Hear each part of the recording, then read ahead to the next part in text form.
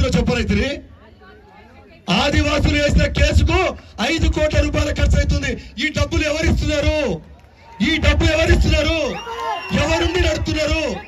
మీ వెనకాల ఎవరుండి నడుతున్నారు?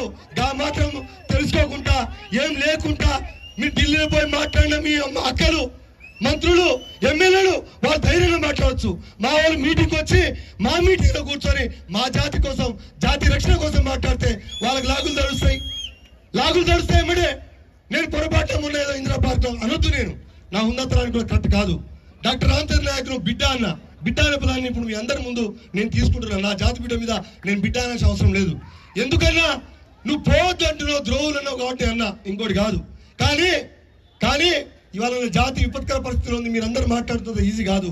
హైకోర్టులో తీసుకొని కేసును సుప్రీంకోర్టులో తీసుకుందంటేనే దాని వెనకాల పెద్ద ఎక్సర్సైజ్ జరిగింది, దాని వెనకాల పెద్ద కుట్ర జరిగింది. హైకోర్టులో తీసుకొని కేసు సుప్రీంకోర్టులో తీసుకుందంటే అక్క చెప్పడం మర్చిపోయింది సత్యవతి అక్క. జియో నెంబర్ 3 ఇదే కొట్లాడ మధ్యన ఏ చచ్చిపోయిన 100% ఉద్యోగాలున్నా ఆ